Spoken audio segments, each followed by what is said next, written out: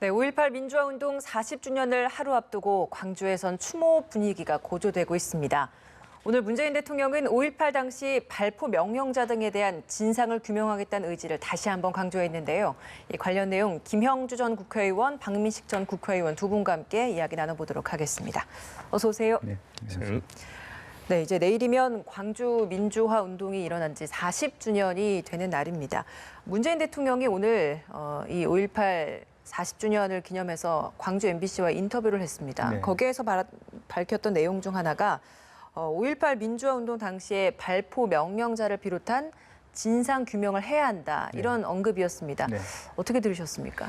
이제 대통령께서 말씀하셨다시피 진정한 의미에서의 하회, 통합, 예. 용서가 있기 위해서는 그 전제가 철저한 진상 규명으로부터 사실을 정확하게 밝히고 그 사실에 국민들이 합의하면서 역사의 아픔을 같이 전 국민이 함께 인정하고 또 보호할 건 보호하고 예. 밝힐 건 밝히고 단죄할 것은 단죄했을 때 진정한 의미에서의 국민의 통합이 온다. 이렇게 말씀하신 거고 예. 그런 부분은 이제 말하자면 그동안에 많은 논쟁이 있습니다만은 어쨌든 우리가 3.1운동 또 4.19라고 하는 그 속에서 있던 우리 헌법 정신이 있습니다만은 민주주의를 지켜왔다라는 부분에 있어서 어떤 면에서 80년 광주의 그런 부분도 어떤 우리 민주주의의 계승이라고 하는 그 관점에서 87년 민주화 운동까지 더불어서 예. 맥을 이어가는 자랑스러운 우리나라의 전통이어야 되고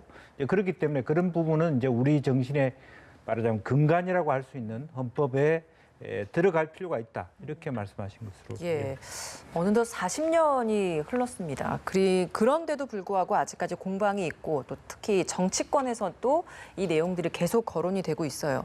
문재인 대통령이 이런 폄훼, 왜곡을 없앨 수 있는 방법으로도 이런 진상규명이 필요하다라는 이야기를 했거든요. 어떻게 들으셨나요? 아니, 전적으로 동감이고 5.18 민주화 운동이 뭐 아주 일부 사람들에 의해서 폄훼되거나 또 왜곡되거나 정치 쟁점화되거나 이런 건 사실은 우리 국민 통합의 관점에서 정말 바람직스럽지 못하다. 예. 이제 마침 40주년이기 때문에 이런 부분에 대해서는 국민 갈등이나 반목의 소재가 되어서는 안 되고 예. 통합을 이룬다는 관점에서 이제 좀 접근해야 된다. 그런 측면에서 보면은 방금 문재인 대통령 말씀하신 아직도 밝혀지지 않은 그런 어떤 과제들, 진상규명 같은 예. 거, 뭐 지금 전두환 재판을 하고 있지 않습니까?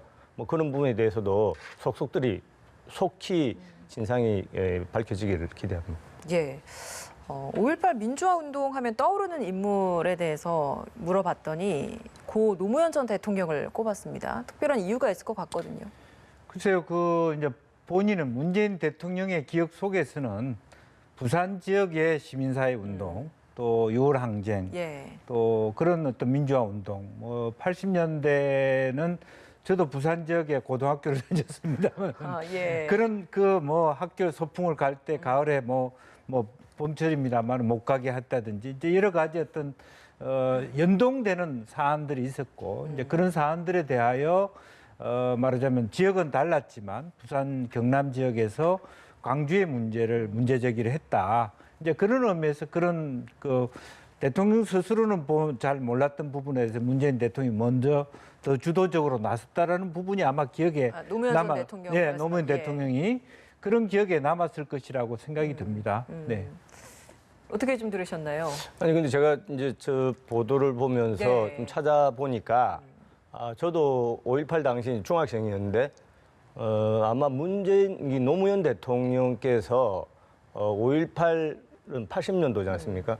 그 당시에 직접 뭐 이렇게 항쟁의 주역인 것은 아니고 그렇죠. 지금 예. 문재인 대통령이 말씀하시는 인권 변호사 것은 시절이시죠. 예. 보니까 맥락이 오히려 60 항쟁 때 그때 부산 지역 이제 시민사회단체 또 인권 변호사 활동을 하셨으니까 그 당시에 60 항쟁을 치르면서 5.18 정신을 계승하자 해서 그런 활동을 했던 그런 내용이에요. 인권 변호사 시절에 이제 부산에서 이제 그 5.18 알리기가 좀 진행이 네. 되는데 거기에서 좀 주도를 하면서 네. 좀 부산 지역에까지 이 목소리를 좀 알릴 수 있는 역할을 했던 게 또 네. 이렇게 좀 꼽을 수 있는 이유가 되지 않았나라는 네. 생각이 듭니다. 오늘 내용 중에 개헌 필요성을 다시 한번 강조했던 부분도 주목이 됩니다. 여기에 5.18 민주화 운동 그리고 6월 항쟁 정신을 헌법에 담아야 한다라는 건데 사실 문재인 대통령이 직접 발의한 개헌안에도 이런 부분이 포함됐었었는데 이번 20대 국회에서 이게 투표 불성립으로 이제 또 사라진 바 있습니다. 네. 이번에 여당이 거대 여당이 된 상황인데 이번 21대 국회에서는 그럼 이 개헌 논의가 다시 좀 힘을 실을 수 있을지 어떻게 좀 예상을 하시나요? 네, 최근에는 어쨌든 20대 국회에 있어서는 청와대도 개헌에 대한 의지가 지금으로서는 없다 그렇게 얘기를 한 적이 있었습니다만은 어차피 우리가 개헌이 된 지가 벌써 33년이 됐습니까? 87년 87 체제라고 예. 했을 때 그러면 어차피 세월이 변했고 기본적으로 그 시대의 말하자면 키워드가 인권이었다면 이제는 생명권으로 단순히 어떤 권력의 어떤 집중이냐 무슨 제도냐 대통령제냐 중임제를 떠나서 국민 전체가 한번 강산이 세 번 변해는 이 시점에서 개헌에 대한 논의를 할 필요가 있다는 것이 하나 있고요. 네. 그래서 어차피 21대 국회에서 개헌 논의를 피해갈 수는 없을 것이다라는 부분이 있고 이제 그런 차제에 또 20대 국회 기간 동안에 개헌에 대한 논의를 전혀 안 한 것도 아니지 않습니까? 이제 그렇다면 어차피 21대 국회에 있어서는 수로 밀어간다 이런 차원보다는 서로 쟁점이 없는 부분에 대한 여야 합의를 통해서 지난 30년 동안의 변화 중에서 우리 국민 모두가 동의할 수 있는 접점을 찾아가는 노력이 필요하고 네. 차제의 대통령께서는 그러한 헌법 정신의 중요한 맥락으로 민주화 운동이라고 하는 것을 잡았을 때 이제 그런 의미에서 87년이라는 의미도 있지만 광주의 민주화 운동도 빼놓을 수 없다 이렇게 말씀하신 부분이고 어차피 그 논의는 말하자면 대통령이 혼자 할 수 있는 논의가 아니고 국민이 동의해 주셔야 되는 부분이고 또 국회가 전체적으로 합의해 가야 되는 마당이기 때문에 이제 그런 의미에서 21대 국회에 대한 어떤 그런 기대 그런 것을 밝혔다고 볼 수 있겠습니다. 예, 21대 국회가 거대 여당은 되긴 했습니다만 개헌을 하려면 야당의 또 협조가 필요한 상황이잖아요. 야당은 이 개헌 논의에 대해서 좀 어떻게 좀 받아들일까요? 아니, 두 가지 점을 말씀드리고 싶은데 첫째는 이제 아까 대통령께서 직접 5.18 광주 민주화 운동 이 정신을 헌법 전문에 넣었으면 좋겠다라고 하셨는데 우선 헌법 전문이라고 하는 것은 헌법의 본문이 있지 않습니까? 예. 물론 본문 1조, 2조, 3조도 다 중요하지만 헌법 전문이라고 하면은 대한민국 최고 규범인 헌법의 지도 원리 또 이념 또 헌법이 어떻게 제정되었고 그동안 개정되어 왔는 역사적인 평가 이런 것이 들어가 있죠. 예. 그래서 이 전문은 한마디로 우리 헌법은 이것이다라고 하는 정신을 표상하는 것이기 때문에 그런 부분에 대해서는 물론 문재인 대통령도 국민의 한 사람으로 말씀을 하실 수는 있지만 이런 것은 역사적인 여러 가지 또 해석의 문제와도 연결이 되기 때문에 근데 3.1 운동 지금 4.19는 들어있지 않습니까? 예. 근데 이제 문재인 대통령은 그것을 개성하는 차원에서 5.18 민주화 운동, 60 항쟁. 근데 저는 개인적으로 예. 사실은 그 자유민주적 기본 질서 또 민주화 운동이라는 측면에서 본다면은 사실은 부마 항쟁을 반드시 넣어야 된다. 그것이 연결선상에 있는 것이거든요. 예. 그래서 이런 부분에 대해서는 여러 가지 보는 시각이 아직도 차이가 있기 때문에 좀 신중하게 접근을 해야 되고 두 번째는 이것이 개헌의 불씨가 된다라고 한다면 저는 약간 신중하게 봐야 됩니다. 이번 발언이 개헌의 그렇죠. 불씨요. 예. 개헌의 불씨로 우리 문재인 대통령께서 말씀하신 것은 아니라고 보는데 개헌이라는 것은 기본적으로 국민 전체의 공감대가 형성이 되어야 되지 예. 권력자인 대통령이 쉽게 말해서 시쳇말로 총대를 메고 먼저 나가면은 오히려 본인의 선의와는 달리 상당히 오해를 불러일으킬 수 있다 정치적으로. 예. 그래서 그런 부분은 이제 개헌 부분은 어차피 21대 국회가 곧장 열리기 때문에 네. 자연스럽게 국민적 공감대를 모아가지 않을까 생각을 합니다. 근데 통합당은 개헌에 있어서는 일정 부분 그럼 공감은 하고 같이 좀 협력을 할 수는 있을 거라고 보시나요? 저는 개인적으로 이제는 개헌을 정말 한번 논의해야 될 시점 아니냐. 87년 체제가 사실은 정치적인 또 시대 환경의 그런 뭔가 생명이라고 해야 됩니까? 그걸 하는 데는 좀 많이 부족한 것 아니냐. 시대가 너무 많이 변했죠. 예. 그래서 최고규범을 이제는 한번 전면적으로 손을 봐야 되는데 일각에서 그것을 통치구조, 권력구조 부분에만 초점을 맞출 것이 아니라 권력구조뿐만 아니라 오히려 더 중요한 것은 이제 기본권 문제 이런 부분에 대해서 종합적으로 좀 접근을 해야 된다라는 점을 지적하고 싶습니다. 예, 어느 범위까지 개헌을 할 것이냐에 대해서도 또 21대 국회에서 치열하게 서로 좀 논쟁을 할 걸로 보입니다.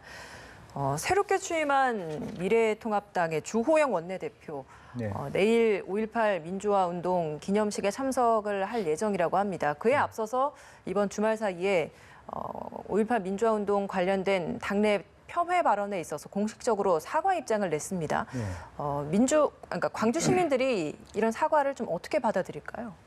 뭐 광주 시민들은 뭐 당연히 그런 데 대한 환영의 의사를 밝힐 것이라고 봅니다. 다만 이제 말하자면 전신인 자유한국당 시절에 이제 진상특위에 대해서 뭐 좀 유감스럽게도 뭡니까 김순례 의원이나 네. 이종명 의원이 또 뭐 국회 토론회에서 폭도 또 괴물 집단 이런 말씀을 한 데 대한 망언을 한 데 대해서는 규탄하지만 지금 새로운 원내대표가 그 전에 있었던 부분에 대해서 진정한 의미의 말하자면 사과를 했죠. 한다면 이제 그것은 받아들여야 된다고 보고요. 지금은 이제 사실은 이 시점이라고 하는 것은 그동안에 밝히고 싶어도 밝히지 못했던 마음속에 공포가 있을 겁니다. 유족자들이라든지 또 안매장의 문제 이런 것들이 있기 때문에 그러한 조영 의원의 말씀을 받아들임으로 인해서 더 빨리 진상규명을 하고 더 빨리 화해하는 길이기 때문에 그것을 놓고 지금 뭐 갑론을박할 그런 시점은 아니라고 보여지고 또 실질적으로 보면 저는 지난 총선 과정도 한교안 대표 체제에서 이러한 부분을 징계를 미루다가 사실은 공천 줄 때 징계를 하다시피 했단 말이에요. 이 타임이 사실은 총선 패배에도 말하자면 영향을 미쳤다고 주영 의원은 볼 겁니다. 이제 그런 면에서 수도권 전체 혹은 수도권을 떠나서 국민 일반의 정서와 너무 차이가 난 부분을 빨리 극복하기 위한 과제로 떠올라 있기 때문에 절박한 마음으로 사과했을 거라고 생각합니다. 사실 작년 5.18 기념식에서 당시 황교안 대표가 광주를 내려갔을 때는 거센 항의를 받고 돌아가는 상황이 연출이 됐습니다. 이번에는 그에 앞서서 이렇게 사과를 했는데 이번에 이제 내일 내려가게 되면 광주 시민들의 분위기는 좀 어떻게 좀 예상을 하시나요? 뭐 조영 대표께서 공식적으로 그렇게 또 사과를 했고 또 저희 당 정치인들도 많이 참석하는 걸로 알고 있습니다. 네. 아직은 좀 부족하겠지만 이제는 광주 시민들께서도 저희들이 진정성을 받아주시지 않을까. 사실은 돌이켜 보면 이제 뭐 쉽게 말을 하면은 우리 더불어민주당은 이제 김대중 대통령 또 노무현 대통령을 잇는 것이고 저희 미래통합당은 사실은 김영삼 문민정부와 맥을 같이 하는 정당 아니겠습니까? 예. 근데 5.18 민주화 운동, 그 5.18 특별법을 제정하고 또 광주 묘역을 조성하고 또 전두환 노태우를 처벌한 그 정부가 문민정부입니다. 그쵸. 김영삼 정부예요. 그래서 저희들도 뭐 아까 우리 김 의원님 말씀하신 것처럼 전적으로 동감입니다. 알겠습니다. 안철수 대표가 또 5.18 민주화 운동 관련해서 특별 성명을 냈는데 거기에서 뭐 보수 정당 인식 변화를 해야 한다라는 지적을 하면서도 5.18 이 특정 세력의 전유물은 아니다라는 이야기를 했습니다. 이게 민주당을 정조준한 거라고 봐야 되는 겁니까? 한편으로 보면 어쨌든 양비론인 것이고 그동안에 본인이 갖고 있는 어떤 중도적 입장일 수도 있고 또 어떤 분들은 그런 그 안철수 대표의 말에 일리 있다고 생각하는 분들도 있을 거예요. 뭐 전유물이 돼서도 안 되는 거고 그 말 뜻은 맞습니다만은 이제 그럼에도 불구하고 제 느낌은 예. 본인은 어쨌든 뭐 과거 국민의당부터 해서 사실은 말하자면 호남이라든지 또 광주 분들로 많은 말하자면 혜택을 얻은 그런 정치인에 속합니다. 예. 이제 근데 지금 본인이 가야 될 길은 말하자면 민주당 진영이 아니고 보수 우파 진영이기 때문에 그러한 입장들을 자연스럽게 내는 것이 아닌가. 뭐 그런 흐름으로 저는 읽혀집니다. 예. 의원님은 좀 어떻게 받아들이셨어요? 뭐 어떻게 그 발언 자체는 특정 정치 세력의 전유물이 아니다라는 것은 뭐 원론적으로 당연한 그쵸. 이야기고 예. 이제 왜 그런 말을 했냐라고 하면은 뭐 제가 그냥 언뜻 간단하게 생각하기로는 안철수 대표가 그러니까 20대 총선에서 국민의당으로 나와서 호남을 뭐 거의 석권했지 않습니까? 그러니까 안철수 대표 입장에서는 당시에 어떻게 보면 호남의 맹주가 이제 되려고 했었는데 그런 측면에서 좀 아쉬움 뭐 이런 것도 좀 밑바닥에 깔려 있는 건 아닌가 뭐 그냥 가벼운 생각을 하고 있습니다. 알겠습니다. 여야가 20대 국회 마지막 본회의 일정을 잡았습니다. 오는 수요일 20일에 민생 법안 처리를 위한 원포인트 본회의를 열기로 했는데 원내 수석끼리 만나서 지금 뭐 필요한 부분에 대한 협상을 하고 있다라고 합니다. 네. 코로나19 관련 대응법도 그렇고 N번방 재발 방지법 뭐 이런 부분은 크게 이견이 없어서 네. 순탄하게 처리가 될 거란 전망들이 우세한데 네. 지금 과거사법과 관련된 부분이 좀 이견이 있다라고 해요. 네. 이 부분은 좀 어떻게 처리될 걸로 예상하세요? 과거사법이라고 하는 것 중에 이제 내용에 이견이 있다기보다는 배상 보상의 범위에 그러니까요. 관련된 그런 것은 이제 재원의 조달의 문제, 그것이 이제 하나의 사건으로 끝나는 것이 아니라 뭐 형제 복전 사건부터 여러 가지 그동안 국가가 국민에게 잘못했던 부분에 대한 얼마 정도의 보상을 할 것이냐의 문제가 쟁점이 있기 때문에 아까도 잠깐 언론이 나왔습니다만 그렇다고 해서 그 안만 빼고 뭐 과거사법을 통과한다는 것은 사실은 좀 어려울 수도 있습니다. 그러니까 전반적으로 보면 그 말하자면 20일 전에 어느 정도의 안이 조정이 되면 본회의에 들어가는 것이고 아니면 기본적으로 뭐 20회 국회까지는 기본적인 안만 동의해서 21대 국회 첫 번째 본회의에서 처리하는 방안도 논의해 볼 수 있지 않겠나. 결국에는 이것은 단순히 국회 안의 문제가 아니라 기재부를 비롯해서 예산 당국과의 논의가 불가피한 부분이 있거든요. 그래서 그런 저간의 사정들을 고려해 봤을 때 어떤 면에서는 저는 20대 국회 안에 처리됐으면 좋겠습니다만은 그런 뭐 조금 차이가 있겠습니다만은 올여름에 새로 열리는 21대 국회 첫 번째 본회의에서 통과하는 것도 뭐 약간의 아쉬움은 있지만 좀 더 법을 졸속으로 만드는 것보다는 어떤 뭐 더 나을 수도 있겠다는 생각을 해봅니다. 일부 그 배 보상 문제와 관련된 부분을 제외시키고 통과시키는 건 의미가 없다라고 보신다는 건가요? 저는 뭐 말하자면 그럴 수도 있죠. 살라밀적으로 이번에 통과시키고 또 개정 법률안을 가지고 다시 또 할 수 있는데 그 말하자면 배 보상 문제가 전혀 없는 핵심이 없는 형식적인 부분, 물론 그것이 무의미하다는 뜻은 아니지만 그것에 뭐 여야가 동의를 한다면 일단 거기까지는 해놓고 뭐 예산 부수 법안에 대한 개정안은 20대 국회에서 누가 내자 뭐 예를 들면 그렇게 할 수 있겠습니다만 실효성이라고 하는 측면에서 결국 이 과거사법의 정신도 정신이지만 어떻게 배상 보상이 없이 과거사를 뭐 말로만 잘못했다라고 얘기하는 것이 의미가 있냐 하는 부분도 아마 곱씹어 봐야 될 지점이 아닌가 싶습니다. 그 사실 국회의원회관에서 고공농성을 하다가 김무성 전 대표가 이제 또 끌어내려서 이야기를 들으면서 서로 이제 여당 측을 의원 만나서 서로 합의를 끌어냈고 그래서 20대 국회 때 이게 처리되나 했는데 이게 또 배보상 문제가 걸리는 겁니다. 어떤 식으로 좀 처리될 거라고 제가 보세요? 알기로는 예. 좀 우리 김 의원님하고 좀 다른데 제가 알기로는 지금 내용 문제는 거의 합의가 이루어진 걸로 알고 있고 절차적인 문제만 남아 있어서 이번 본회의에 아마 통과되리라고 이제 저는 들었는데 네네. 근데 물론 배상 보상을 하면 더 좋죠. 하지만은 쉽게 말해서 이 과거사법의 취지가 지난 시대에 공권력에 의해서 인권이 억압되었던, 유린되었던 그런 부분의 진상을 규명하고 그런 희생자들의 명예를 회복하자. 이것이 핵심이거든요. 그래서 배상 보상은 쉽게 말해 돈 문제입니다. 근데 제가 듣기로는 이 형제복지원 사건, 저희 부산에서 일어난 사건 아니겠습니까?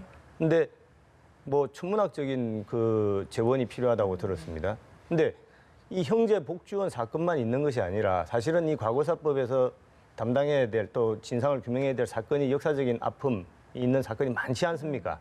이제 그런 것까지 다 고려를 사실은 국회에서는 할 수밖에 없는 것이죠. 그래서 제가 볼 때는 어떻든 조속한 진상 규명, 명예 회복 그 자체만으로도 저는 상당히 큰 역사적인 진보다 이렇게 평가를 하고 싶고 배상 보상의 문제가 없다고 해서 그것이 뭐 껍데기밖에 안 되는 법안이다 이렇게 볼 수는 없다. 그러면 그 정도 선에서는 20대 국회 때 통과시키는 방안으로 좀 나아간다라고 지금 들으셨다라는 말씀이신 그렇죠. 거죠? 예. 알겠습니다.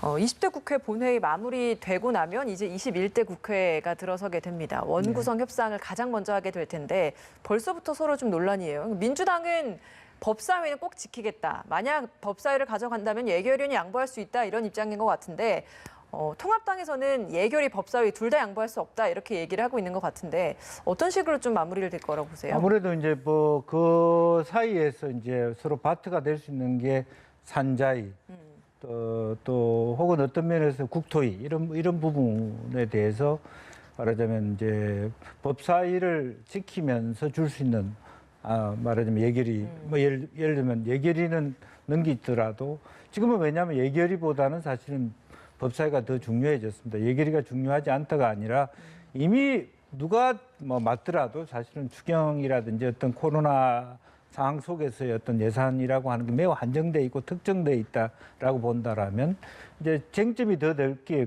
말하자면 김태년 의원 자체가 법사위 말하자면 기능 조정 이런 얘기를 해버렸기 때문에 이 예결위 법사위원장이 누구냐에 따라서 이 조정을 어떻게 가져갈 것이냐, 뭐 순순히 말하자면 김태년 의원 얘기처럼 그런 얘기에 야당이 따라갈 것이냐 아니면 안 된다라는 것을 좀 기싸움을 하기 위해서도 법사위원장에 대한 쟁투가 훨씬 더 불꽃이 튈 수밖에 없는 상황이 되고 있는 거 아닌가 생각이 듭니다. 예.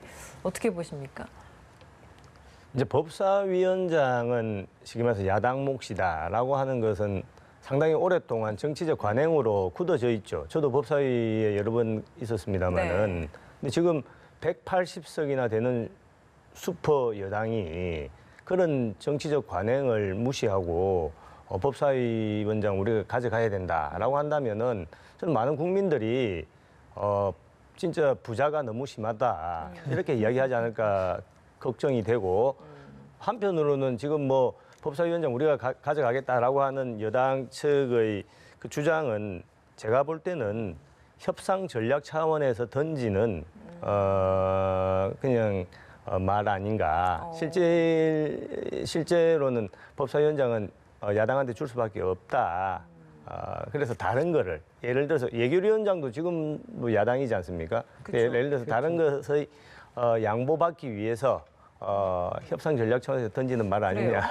오히려 예결위는 지금 양보할 수 있다. 처음엔 예결위, 법사위 다 필요하다라고 했었거든요. 3차 추경 통과 때문에. 근데 지금 오히려 예결위는 양보할 수 있지만 법사위는 안 된다라고 이야기를 하고 있는데 그것조차도 지금 협상의 전략이라고 보신다는 건가요?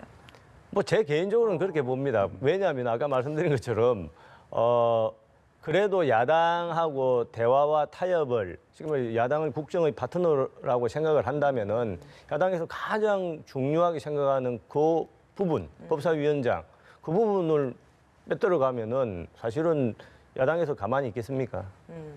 알겠습니다. 근데 이제 그런 부분도 그거는 이제 법사위는 야당 몫이라고 하는 것은 이제 군부 독재 시대의 그런 패러다임이에요. 어떤 면에서는 왜냐하면 아니 이제 그러면 제가 저희들이 여당할 때 그 저 박영선 또 네. 우윤근 이런 분들 다 법사위원장 했지 않습니까? 그리고 법사위에 지금 여당에 계신 분들이 쟁쟁한 분들이 많이 포진해 있었죠. 근데 지금 이제 180석 얻었다고 그것마저 빼들어 가면은 참. 예, 알겠습니다. 지금 두 분만 봐도 얼마나 지금 서로 갑론을박이 일어나는데 실제 21대 국회 당사자들 사이에서는 얼마나 좀 치열할지 앞으로 또 험로가 예상되는 것 같습니다. 오늘 말씀 여기서 마무리 짓도록 하겠습니다. 김형주 전 의원 그리고 박민식 전 의원이었습니다. 고맙습니다.